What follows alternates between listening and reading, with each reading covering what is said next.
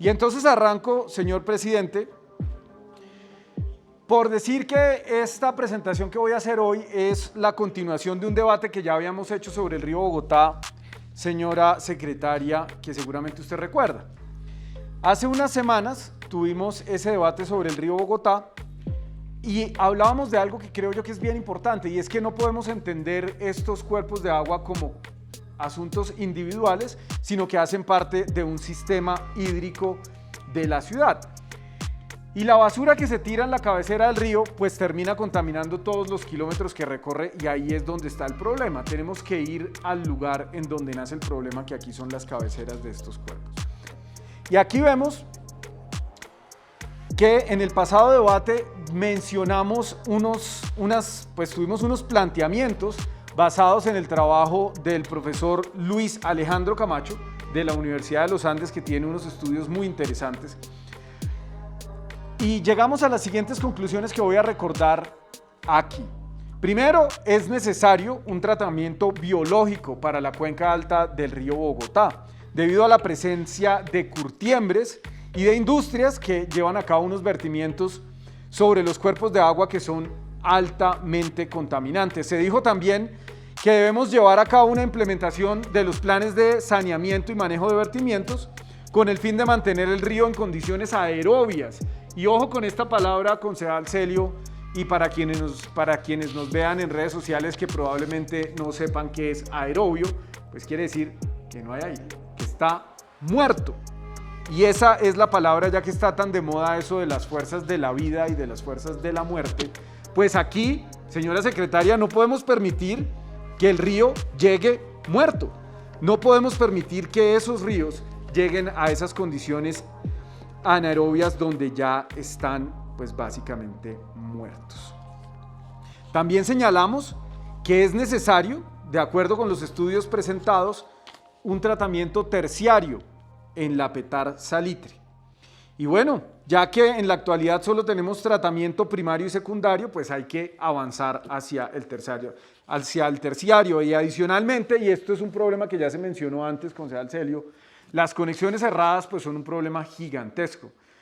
Uno creería que eso ya está solucionado, que por un lado van pues los desechos humanos y por otro lado va el agua lluvia, y resulta que no. Eso es la teoría, pero en la práctica sigue habiendo un problema gigantesco con las conexiones erradas. Y bueno, no solamente retomo estas conclusiones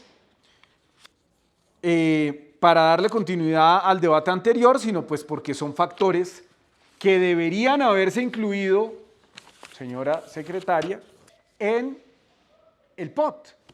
Ese POT que de manera tan rimbombante esta administración presenta como el reverdecer de Bogotá, yo sinceramente no lo veo, pero pues lo mismo pasaba con el plan de desarrollo. La alcaldesa le gustan, yo la he comparado varias veces a la alcaldesa con Suryarbaman II, el emperador Gemer, que tenía un espíritu megalómano gigantesco. Y eso pues es un mal común en nuestros políticos, concejal Lacerna. Entonces, en el Código Nacional de los Recursos Renovables se establece en su artículo 91 que los vertimientos en las cabeceras de las fuentes de agua están prohibidos. Eso ya está prohibido. Pero aquí pues parece que esa prohibición no existiera, porque sigue habiendo vertimientos industriales y domésticos en esas cabeceras. El vertimiento de basuras y residuos sólidos pues siguen siendo el pan de cada día en la eliminación. Y la eliminación de las conexiones cerradas, nuevamente, señora gerente del acueducto, pues es básicamente un perro que se persigue la cola. Aquí se hace un esfuerzo, su empresa de acueducto pues invierte unos recursos importantes en eso, pero en este momento sigue habiendo un rezago enorme en el tema de las conexiones cerradas. El tratamiento de vertimiento de las aguas residuales domésticas es de solo el 15%, el 85% va sin tratamiento. Eso va derecho de la cisterna del baño a pues terminará llegando al río Bogotá y después quién sabe dónde más. Bueno, y hace falta una campaña muy robusta.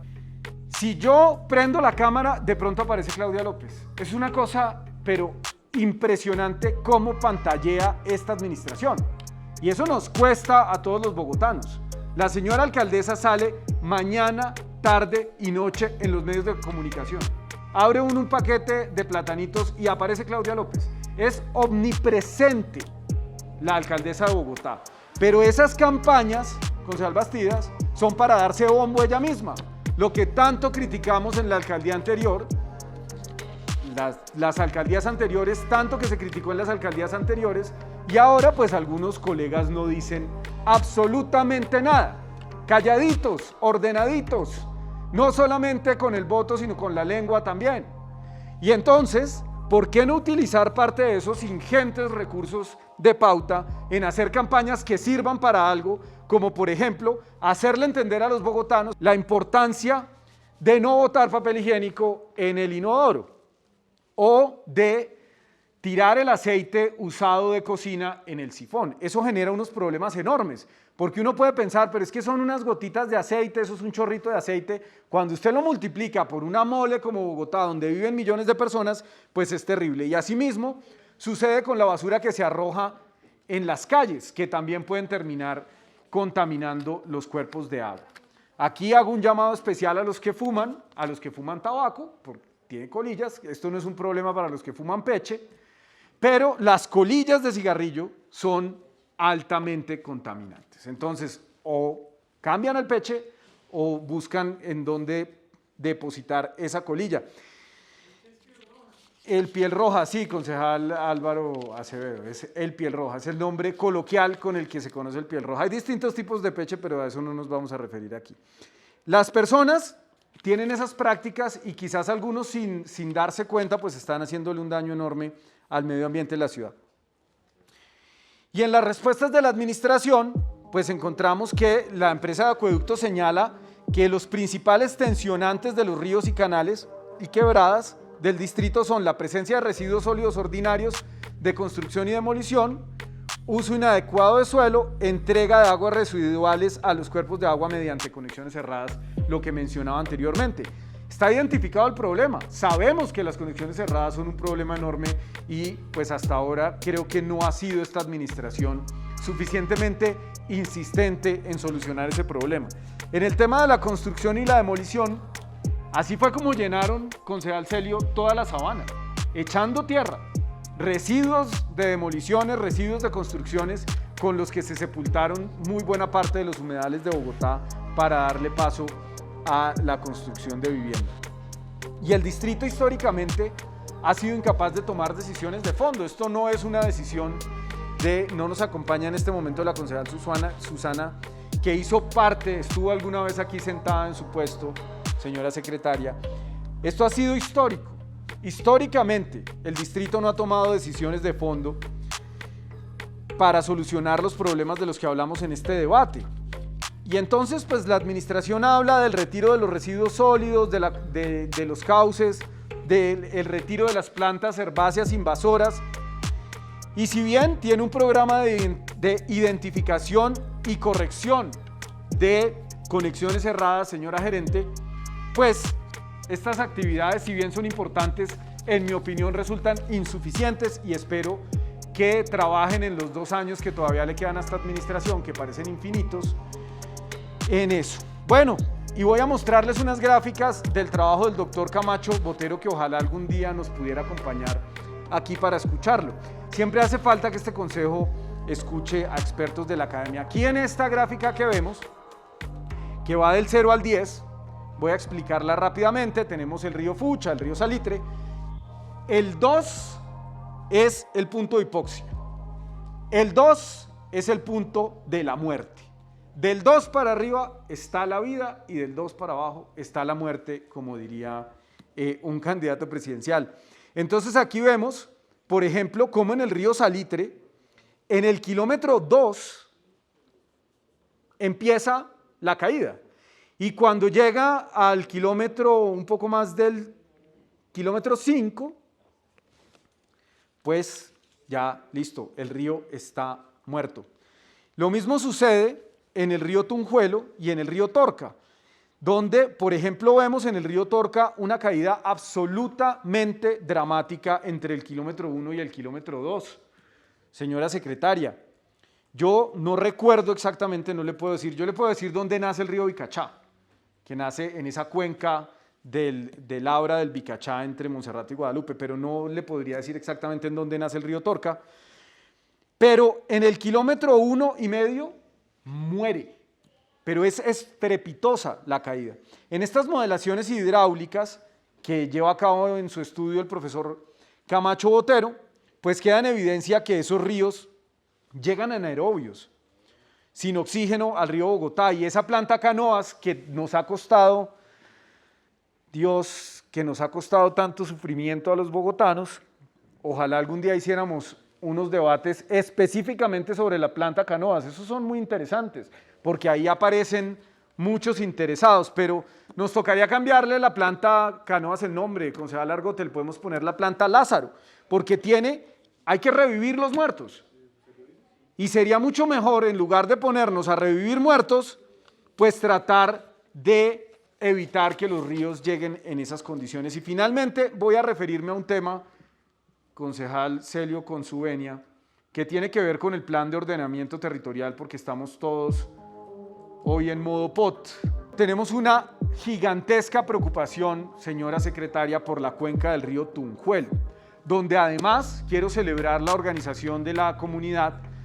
La subdivisión territorial de las UPLs, que con el concejal Martín Rivera lo hemos hablado bastante, esto está muy lejos de efectivamente propiciar que se consolide el Tunjuelo como una pieza urbana relevante, que se le dé la importancia que tiene.